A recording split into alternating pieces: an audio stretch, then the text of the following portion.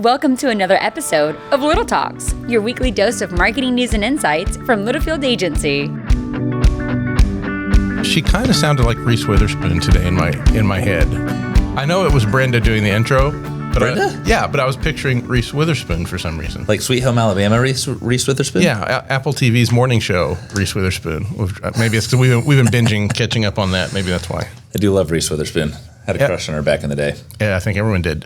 Inbound keynote speaker, Reese Witherspoon from last year. Oh, from last year. I don't know who you're going to get. By the way, we just signed up for Inbound. Shout out to you, HubSpot. We got the Cyber Monday special, and we will be rocking and rolling in September of next year. Yeah. That'll be great. Yeah.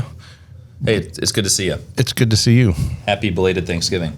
Yeah, you too. How was your break? It was good. It was long, which is great. That's what you want on a break like that. And then all of a sudden it was Sunday. So I was like, I got to go back to work tomorrow. It was interesting. I was talking to a prospect last week on Monday, and they're like, oh, yeah, Thanksgiving break. Can't wait until end of day Wednesday. But a lot of companies, he was talking about this, I feel like they take off Wednesday now. And I was like, guilty. Yeah. We take off Wednesday and Friday, which is huge. It's a big travel day, so it makes sense. When my email was so quiet on Wednesday, I was checking in. Tara and I went to Colorado with our family and had a phenomenal time. Beautiful weather, 45 and sunny, which feels like 65 to 70 and sunny up there because we were 8,000 feet up in the air. Friday it dumped snow, which was really fun for Matthew, and got some good sledding in. So it was a good read. I felt very recharged. Yeah, for this last little sprint, these last 3.2. You felt so recharged that you took a 4-hour nap yesterday. I wasn't feeling well after lunch, and so I just went and laid down. Rest did it. Hey, I told Roop I wanted to share some news with him live on air. He has not heard this. Trent just gave me a call. I missed him last night. I called him this morning after my one-on-one. Grasshopper Trent. Okay. He shared some news that Andy and Brian with Master B2B, that webinar that he was on, Trent was nice enough to clip our podcast segment and send it to Brian and Andy, just saying, hey, you got to chat. They were so impressed with our production and just our topics, et cetera, the way that we vibe off of each other. And, I think Trent has sang some of our praises. They're like, hey, we kind of want to talk to these guys and, tell us more about their agency, et cetera. And so our freaking guy, Trent, man, and Trent was so excited because he's like, this is what gets him so excited in the sense of networking.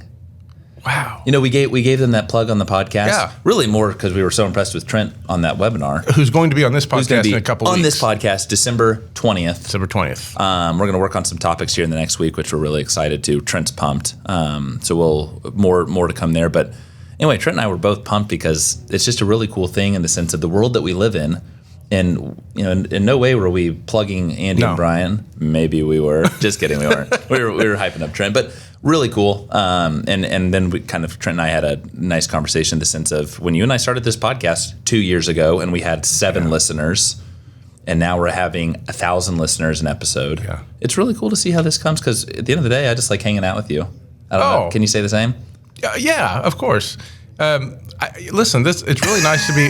It's really nice to be called out. I'm going to say yes, then I'm going to say this. It's really nice to be called out by another podcaster or really anybody. You're just glad anyone's paying attention because you put a lot of time and effort into it. Brandon puts a lot of time and effort into it. We do.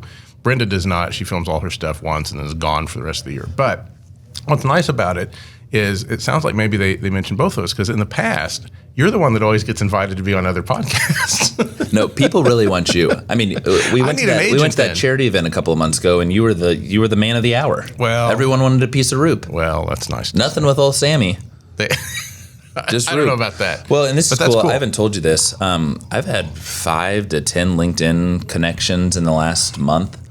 One of them came in late last week saying, hey, in the hashtag podcast, I found you guys. And your content's really good, and I'd love to have you on the podcast. I'll believe it when I see it. I haven't responded to him, but anyway, it's really cool. It is fun. Nice. Trent, thank you for that. Awesome. Passing that along. Brian and Andy, if you're listening, we're open to a conversation. Would love to talk with you guys. You guys have an amazing, you have hundreds of followers live people on a webinar. That's big time. We've not done a webinar. We're not that because brave. No. We're not that brave. This is live. You figured it out. So that's pretty good. That's incredible. We have a construction update. We've got framing done. They're not here today. They weren't here yesterday. Electrician is next. Electrical is next. And then we go into sheetrock, which apparently is really loud. So next week's episode could be interesting. Yeah, we found out that the loudest part has not yet happened. Yeah, we thought it was behind us. Yeah, it's not. Anyway, right now we can kind of visualize what this new space is going to be like on the north side and the west side, and it's really cool. Yeah, it's going to be awesome. So we'll do a little tour of the new space once it's all together in the new year. If you're listening to this right now, check our Instagram stories. Taylor did a couple behind the scenes just features yesterday. Oh yeah, I saw the one with Philip, which was Philip's eye. That was kind of cool. So, and then the last thing that we'd hit on, it is, we had this nice break with Thanksgiving. And then we come back, and it is a mad dash to Christmas. Mm-hmm. And I mean that in a good way. Brock was in Perry yesterday. He's in Perry tomorrow. Part of this is because we have construction up here. We're in Moundridge next Tuesday. Trent's coming down on the 20th. We've got other meetings in between. We've got I'm in Moundridge next week and the week after. You're the week after as well? Yeah. We're kicking off Philbrook today. That is a new client we're really excited to announce. For people that aren't from Tulsa, what is Philbrook, Sam? A world-class museum, yes, it but is. So much more than a museum. We get the opportunity to really brand them as so much more than a museum. They offer, we're members there. It's phenomenal. It's incredible. So anyway, we kicked that off at 2:00 today. We've got a lot of moving pieces, and it's great. It doesn't feel like it's some years you feel like you're coming out of Thanksgiving, going December, and you're slowing down a little bit. Not this year. It does not feel like anything's slowing down. Quite the opposite. Yeah, speeding up. A lot of travel. I'm trying to think. I don't think I'm on an airplane professionally until January, but it's all good things. And now, for great things, we have topic number 1. Beautiful. He was sitting on go. Roop, take it away. I've got some thoughts on this. This is a great topic. So yeah, this is a good one. It's something I think that we kind of take for granted around here. We just think this way, but thought it might be nice to cover. Anyhow, for folks that are maybe new to us and how we think about B2B brands. So per usual, this is already up on the website and out there on LinkedIn. So you wrote about this. Yeah, you can read more in depth on our website. By the way, get a look at our website before it goes away. I don't want to jinx anything, but you're not jinxing anything because it's happening. New website by the end of the year. Good. It's amazing. He said it out loud. It is amazing. Actually, before Christmas. So yes, drink it all in the way it is now. Anyhow, the topic this week is 3 ways B2B marketing is more like B2C than you probably realize. Yep. And I think a lot of times I was guilty of this when I started here, honestly, 12 years ago. And I was like, we primarily do B2B stuff. I thought, man, that's going to be boring. That's what everyone thinks. Yeah, the second B is for boring, or the first B maybe is for boring. But on the contrary, it's not at all. It's not at all. And it doesn't have to be, and it's how you approach it. So one of the things that we always try to talk about when the way we try to think when we're interacting with a B2B brand is still finding that emotional connection, because whether you're B2B or B2C, you're dealing with humans, and humans are emotional creatures. So, you don't really kind of, in a B2B world, you don't turn that on or off. It still exists. And finding ways to tap into that emotion, totally, even if you're a B2B brand, is really kind of the secret sauce to making everything work. And you think about this is an overall web presence standpoint. That decision maker that is a human, right? As they're scrolling through Facebook, they want to feel something. They don't want a long message, and they don't want to be sold. Like, there's a time and a place to be sold. Mm-hmm. Grasshopper and Ditch Witch do a phenomenal job on social media, just in the sense of, that emotional play. It's fun, it's quick, it's sexy. Because guess what? We're not trying to sell product on social media. The end game is, of course, to sell that product. But understanding that user behavior on that platform. And connecting with them. Connecting with them in a way that they feel something. And sometimes that connection is a clever headline or phrase. Sometimes it's really beautiful photography. Photography can be emotional. Great video. If you've got a big earth-moving machine, let's say, or a giant crane or some other thing that otherwise is just part of a construction site, air quotes, part of a construction site.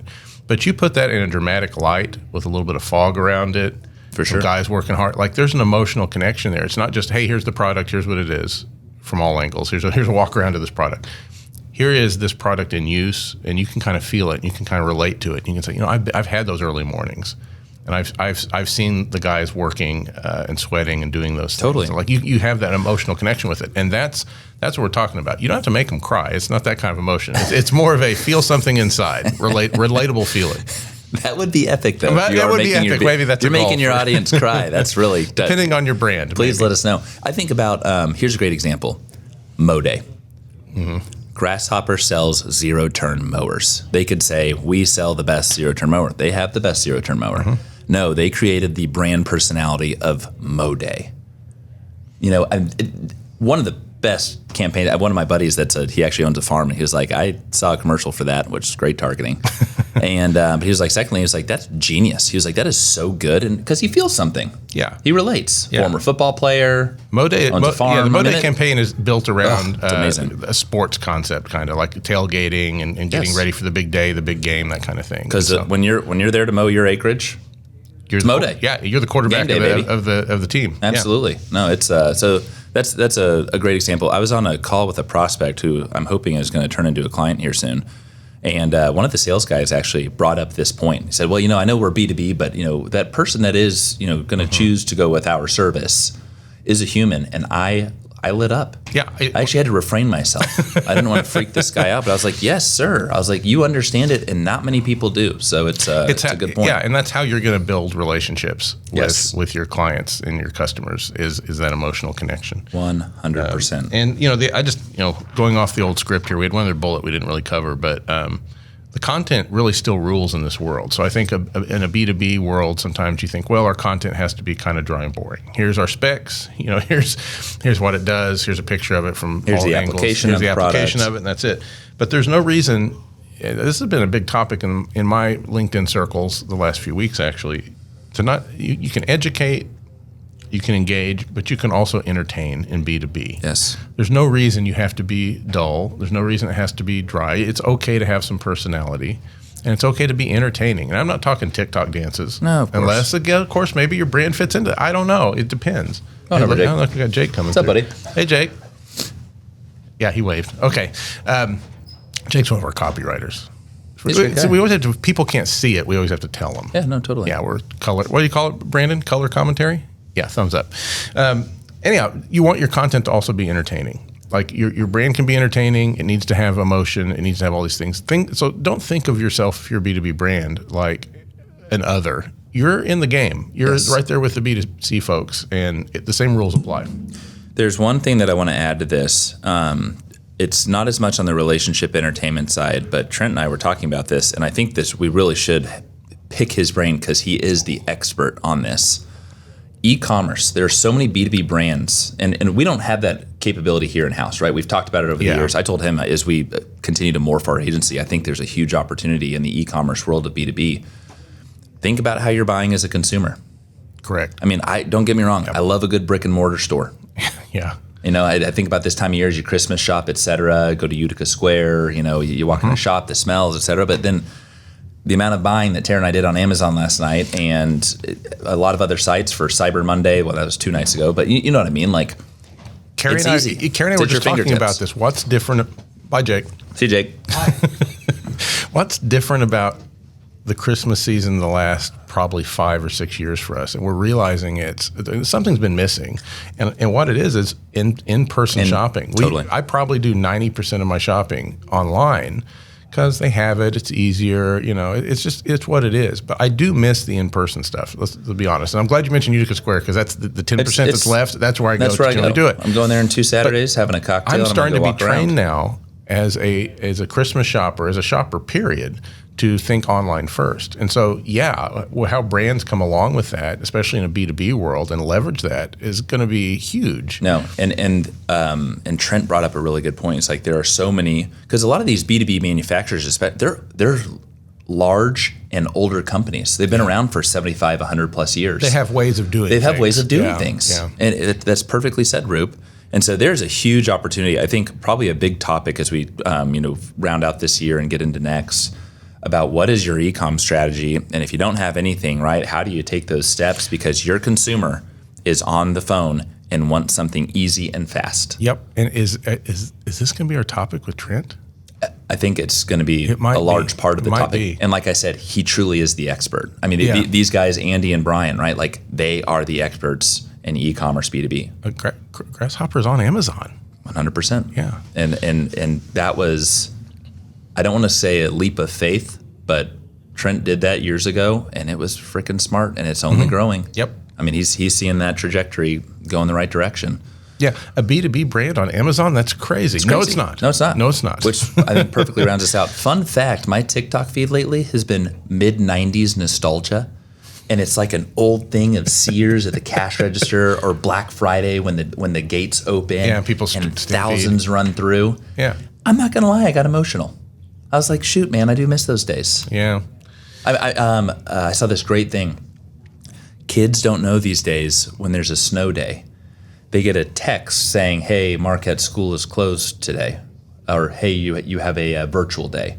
What did you do as a kid? We woke up at 6 a.m. Watching the crawl. You're watching the crawl at the bottom. And guess what? Marquette School, it's not in the beginning of the alphabet. It's all alphabetical order. And I sent it to my sister. And I was like, man, do you remember those days? And you look, and then you go through the next ticker, and it would, Marquette's there. We're closed. Yeah. I mean, then immediately they'll go out into the snow. But now it's just, it's 100%. And there were no virtual days there because we didn't live in a virtual world. So it's all changing. I'm getting off track, but it's that nostalgic world that we used to live in. But guess what? It's not the world we live in anymore.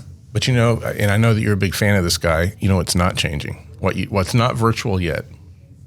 Santa Claus. Oh, thank God. You still got to go sit on the guy's lap. That's right. In person. And I've got my outfit ready. I know you do. I'm making a few appearances here soon. Is Matt a fan? Oh, I love Santa. Sitting on his lap? No. No, okay. But he loves the idea of Santa. Utica Square Santa? 2 Sundays from now, I'm doing an appearance at a friend's house, and Matthew will have no idea it's me.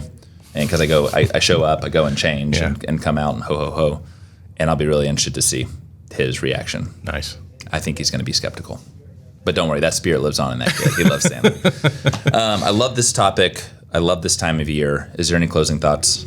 No, go take a read on our site. Like I said, it's a little more in depth there than we get into here. Be on the lookout if you're subscribed. If you're not, hit the link on our site in the bottom. Subscribe. Little Bits goes out a day early. Yeah, we're going to go out on Thursday. Wait, is it today? When's the first? Well, podcast goes out today. The first is on Friday, so it goes out tomorrow. So it goes out tomorrow. Little Bits, your digital trends for December will go out tomorrow because Fridays are Fridays, and it's holiday time of year. We get it. So there's a timely item in it. There's a reason we have to put it out. No, and that's a good point. Good tease. I love it. Yeah.